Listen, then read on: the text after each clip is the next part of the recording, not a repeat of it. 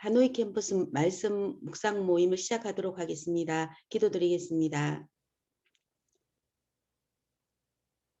하나님 아버지 감사드립니다. 오늘 하루도 저희들을 지켜주시고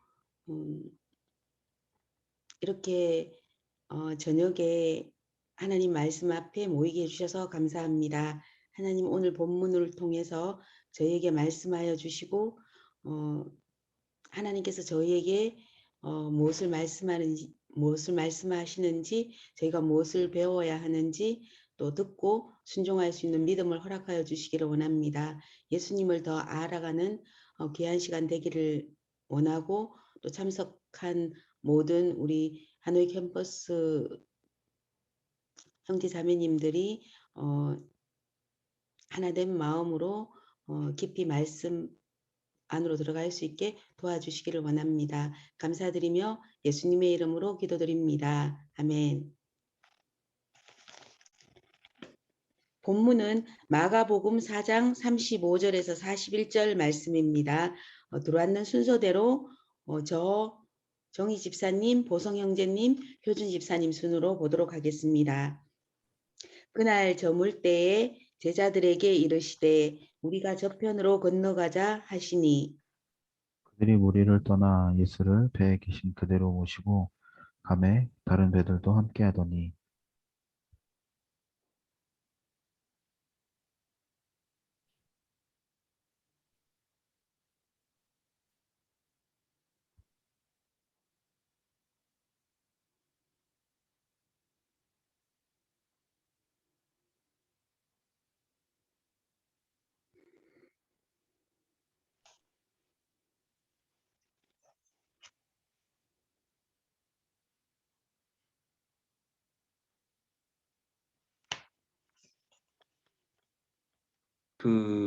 큰 광풍이 일어나며 물결이 배에 부딪혀 들어와 배에 가득하게 되었더라. 예수께서는 고물에서 대게를 베고 주무시더니 제자들이 깨우며 이르되 선생님이여 우리가 죽게 된 것을 돌보지 아니하시나이까 하니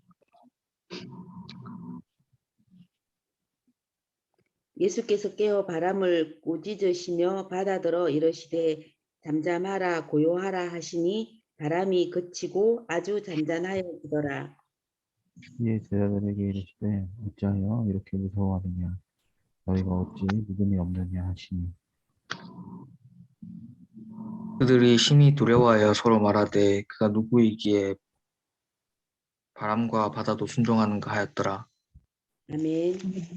그러면 메시지 성경 본문이 세 단락인데요. 효준 집사님부터 해서 다시 돌아가면서 읽도록 하겠습니다. 그날 늦게 예수께서 제자들에게 말씀하셨다. 저편으로 건너가자. 제자들은 그분을 배에 계신 그대로 모시고 갔다. 다른 배들도 따라갔다. 그때 큰 풍랑이 일어났다. 파도가 배 안으로 들이쳐서 배가 가라앉으려고 했다. 예수께서는 배 뒤쪽에서 베개를 베고 주무시고 계셨다. 제자들이 그분을 깨우며 말했다. 선생님, 우리가 빠져 죽게 되었는데 아무렇지도 않습니까?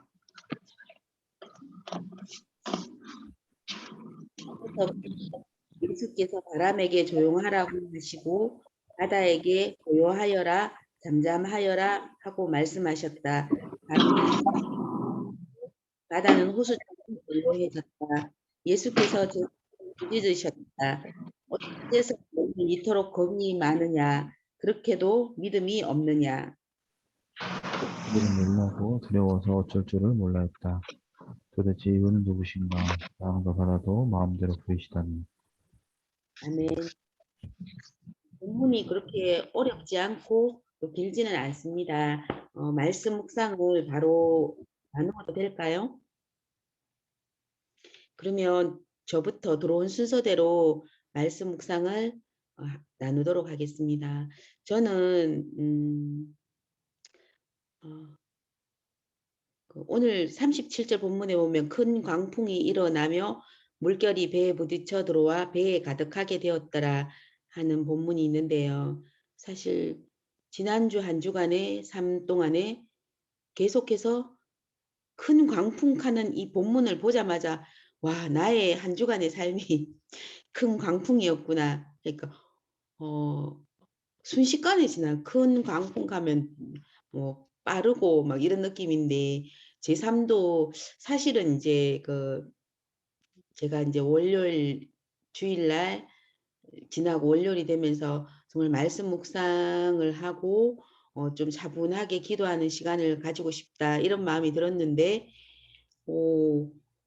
너무 어려운 시간이 순식간에 지나가고 사무실에서 이제 좀 어려운 그러니까 일이 많았죠. 많으니까 하루 종일 이제 시달리니까 집에 오니까 조용하게 앉아서 말씀 묵상하는 시간을 가지겠다고 했지만 너무 피곤해서 자고 어제도 마찬가지였거든요. 와서 말씀 묵상해야 되겠다고 다 펴놓고는 바로 그냥 자고 1시에 일어났어요. 새벽 1시에 일찍 자버린 와가 퍼져 자니까 새벽에 1시쯤 일어나서는 그때 이 본문을 가지고 묵상을 했거든요. 그래 먼저 묵상을 하면서 아휴, 정말 큰 광풍이 일어난 한 주였는데 본문은 예수님께서 잠잠하라 고요하라고 말씀하시는 게 나오더라고요. 그래가 나도 잠잠하고 싶다, 고요하게 보내고 싶다 이런 생각을 했는데 그거는 예수님을 통해서만 가능하다. 오늘 본문에 보니까 그렇게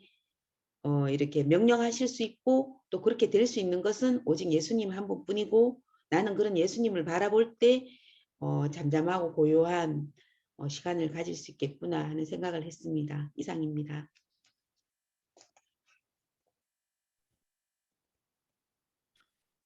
네. 저는 그 40절에 예수님이 제자들에게 이렇게 무서워하느냐? 너희가 어찌 믿음이 없느냐? 라고 말씀하시는 그 내용을 좀 생각해 봤는데, 제 지금 기억에는 이렇게 제자들의 행동에 대해서 예수님이 그 믿음이 없냐라고 말씀하시는 부분이 몇 군데 있는 것 같은데, 조금, 왜 믿음이 없냐고 꾸짖으실까에 대해서, 꾸짖는 게 맞는지 모르겠는데, 말씀하시는 거에 대해서 조금 잘 이해가 안 되는 것 같아요. 그러니까 당연히 무서울 만한 상황이고, 제자들의 반응이 특별히 그렇게 좀, 어, 제가 느끼기에 당연한 반응인 것 같은데, 전 예수님이 그렇게 하시는 모습에 대해서 항상 의아했는데, 오늘 좀 생각한 부분은, 이렇게 제자들이 41절에 보면, 그가 누구에게 바람과 바다도 순종하는가 하였더라, 이렇게 하는 내용을 보면, 제자들이 예수님이 바람과 바다도 말씀으로 다스릴 수 있는 분이라는 것을 몰랐구나, 믿지 못했구나, 이런 생각이 들었는데요. 저는 이렇게 말씀을 통해서, 아니면 큰 경험은 아니어도 작은 경험을 통해서 예수님이 어, 말씀으로 다스릴 수 있구나라는 것을 알고 믿고 있는데, 어, 이렇게 이러한 상황 가운데 이제 믿음이 없는 것에 대해서 좀 생각을 해봤어요. 제가 말하면서 무슨 말할지 좀 헷갈리는데, 그러니까 어, 알지 못하고 믿지 못하는 거랑 알고 있고 믿긴 하는데 그 상황이 왔을 때 믿음을 잃는 거랑, 네, 그런 거에 대해서 생각을 좀 해봤는데요. 이렇게 제가 오늘 적용을 하고 싶었던 부분은 제가 알고 믿고 있는 그 예수님에 대해서 이렇게 무섭고 어두운 상황에 어, 예수님을 믿는 믿음을 어, 잃지 않고 싶다. 그리고 어떻게 예수님을 더 신뢰하고 믿을 수 있을까? 그런 생각을 해봤던 것 같습니다.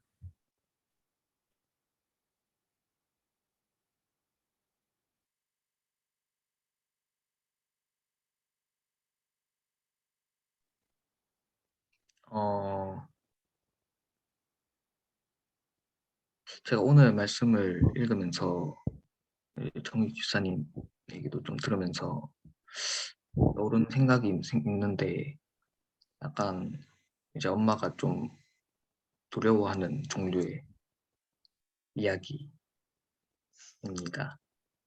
약간 허락을 미리 좀 구하고 그, 그 보통 이제 제가 철학과니까 뭐 그런 걸 많이 접해요. 뭔가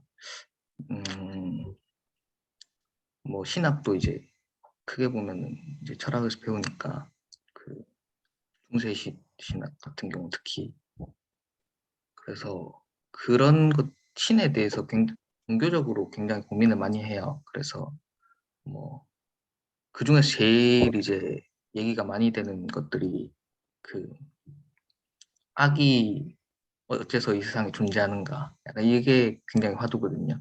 신이 전지하고 전능한데 악을 그냥 두는 것은 전선하지 않은 것이 아니냐 약간 요런 논증이 이제 굉장히 핵심이 되는데 그래서 음, 그 보통 이제 안 믿는 사람들이 보통 무신론을 믿는 사람들이 공격하는 부분 되게 그래요. 아니 신이 있으면은 이런 세상에 막 악들이 도대체 왜 있고 막 뭐 그런 생각을 하는데 그게 약간 인간적인 관점인 것 같다는 생각도 좀 들었어요. 왜냐면은 그러니까 이제 사람들은 눈앞에 태풍을 보고 굉장히 문제라고 생각하지만 이게 사실은 전혀 문제가 아니었을 수도 있는 것이라는 느낌을 오늘 말씀을 들으면서 좀 느꼈는데 어, 그 우리가 이제 보통 악이라고 하는 것들 있잖아요. 그런 것들이 그러면은 하나님은 선하시고 능력이 있으신데 왜 그럼 이 세상의 악들을 다 없애고 완전 에덴 동산처럼 아름답고 그런 세상으로 만들면 되지 왜 이런 음, 것들을 남겨놓아서 정말 이게 정말 신이 맞는 거냐 뭐 이렇게 하지만은 마치 태풍과 같이 어, 우리가 태풍을 보고 막 그렇게 얘기를 하지만 사실은 태풍이 어떤 그 자체로 악이라기보다는 또 뭐 그냥 세계의 어떤 구성 요소고 음, 태풍이 이 세계에서 차지하는 역할이 있잖아요. 물론 배에 사람들을 죽이는 일도 가끔 일어나지만 뭐 생태계에 도움이 되는 부분도 있을 것이고 그런 것들이 다 이제 거대한 계획 속에 있는 것인데 그러니까 지금 뭐 이제 보통 예정설이라고 하잖아요. 그러니까 눈앞에 어떤 보이는 어떤 감각질들의 어떤 변모들이 우리가 그것을 악이라고 규정하고 또는 선이라고 규정하지만 결국은 좀 무상한다는 느낌도 좀 들고 궁극적으로 이제 그 속에서 어떤 나와 하나님과의 관계나 아니면은 하나님의 어떤 계획 이런 것들이 중요하지 당장 이 세상에 존재하는 악 때문에 피해를 받는 사람들이 그렇게 피해를 받아서 억울하게 죽어서 다 지옥에 떨어지는 것도 아니고 어, 그 하나님께서 이미 그 안에 뭔가 악이 있어 그러니까 태풍에 만약에 만나서 배에서 무고하게 죽은 사람들이 전부 다 그럼 선한 사람들이 그것도 아니었을 수도 있고 또 인간은 모른단 말이에요. 그 예정된 것들을 모르니까 그래서 좀 그런 예수님께서 이제 꾸짖으시는 부분이 저는 좀 그렇게 다가왔어요. 그러니까 인간적인 눈으로 봤을 땐 당연히 이제 좀 두렵고 이런 것들이 가능한데 약간 좀 결은 좀 다를 수 있는데 어, 그러니까 그건 이제 생존에 관련된 부분이니까 특히 더 그런 거고 그게 아니더라도 좀 좀 의미를 확장해 보면은 이 세상에 악은 왜 존재하고 이런 불의한 일은 왜 존재하고 저런 못된 사람은 왜 잘 나가고 살인은 왜 존재하고 막 그런 것들을 불평을 해도 예수님께서 뭔가 좀 혼낼 수도 있을 것 같다는 생각. 그러니까 너는 되게 근시안적이구나. 나는 그 안에 그 모든 과정에서 각각의 인간들에 대해서 계획을 가지고 있고 또 너에 대해서 계획을 가지고 있는데 왜 눈에 보이는 것으로 나의 어떤 그 뭔가 악이 승리하는 세계인 것처럼 쉽게 얘기를 하느냐. 음, 뭐 그런 생각을 조금 들었네요.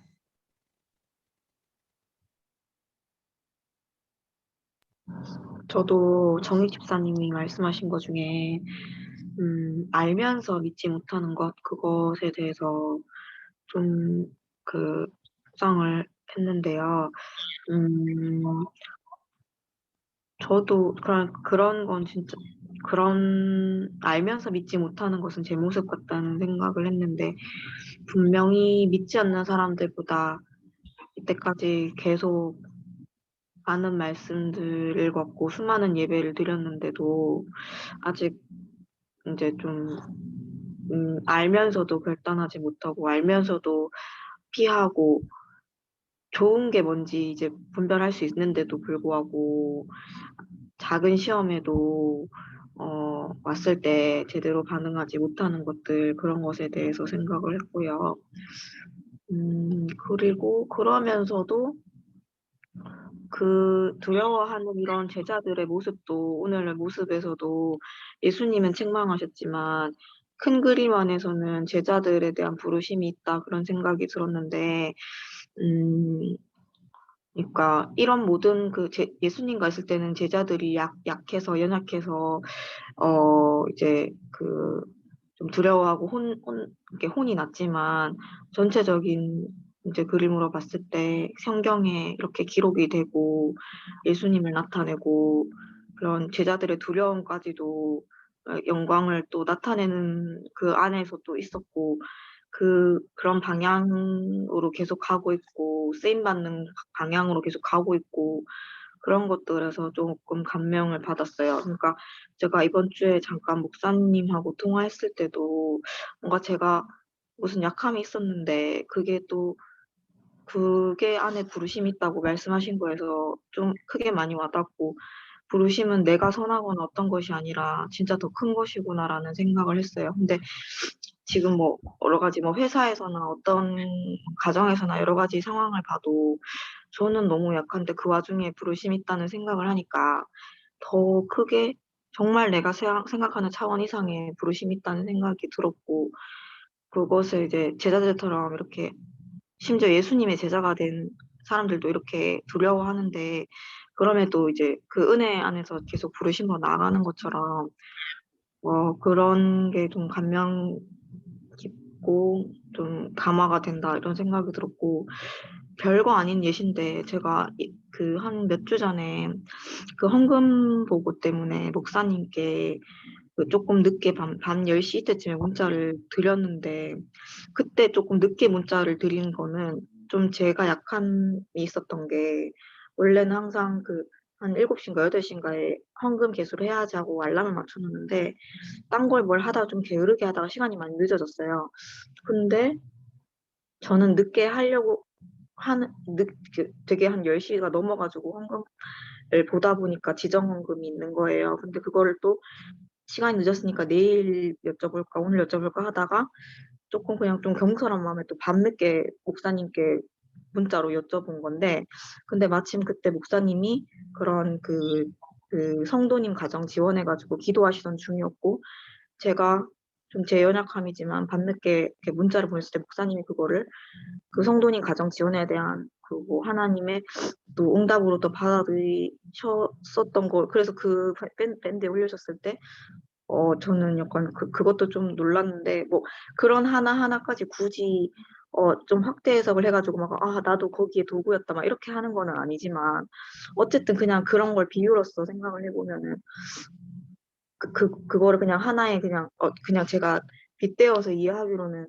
그래도 그 와중에서도 계속 하나님의 뜻도 이루어지고, 그러니까 오늘 말씀에서도 제자들도 두려워하고, 뭐 그런 와중에서도 또 주님이 드러나고, 그리고 믿음도 성장하고, 그런 과정이 큰 그림으로 볼 수 있겠다는 생각이 들었고, 몇 주간 또 엄마랑도 좀 또 투닥투닥거리면서 많이 싸우면서 했는데도, 저는 약함이었는데 엄마가 오히려 또 그 와중에서 믿음으로 감당하고 저와 이게 좀 사이가 이렇게 막 또 하는 중에서도 엄마가 하면서 엄마가 잘 이제 음, 이겨내서 이렇게 하면서 그것도 뭐 은혜 안에 있고 또 엄마의 사역과 엄마의 그 성장과 그런 그런 것들 안에 있다 이렇게 너무 엄마한테 떠맡기고 나는 아무것도 안 하겠다 이런 것 같긴 한데 그냥 네, 네. 아무튼 그래도 뭐 너무 말씀에서 질책은 안 받고 격려만 받으면 안 되지만 그래도 제자들의 약함도 보면서도 또 믿음으로 성장하고 있는 제자들도 보면서 좋은 것 같다라고 생각을 했습니다. 그럼 다른 분들이 얘기 나누시는 거, 말씀 나누시는 거 보고 또 더 얘기하실 분이 계실까요? 없으시면 각자 받은 말씀대로 또 순종하는 또 한 주 되기를 바랍니다. 마침 기도는 효준 집사님께서 하시겠습니다.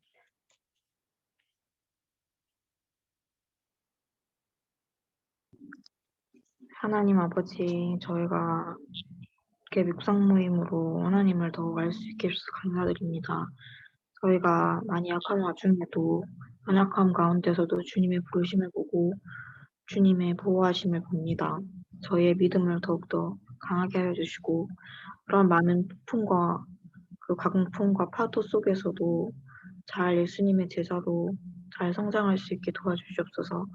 저희들이 묵상할 때 성령님께서 저희의 묵상의 방향 알 수 있게 해주시고 좀 더 분별할 수 있게 해주시고 주님의 뜻이 아닌 것을 생각하지 않게 해주시고 잘 성경적이고 주님의 뜻인 것대로 잘 배워나갈 수 있게 하여 주세요.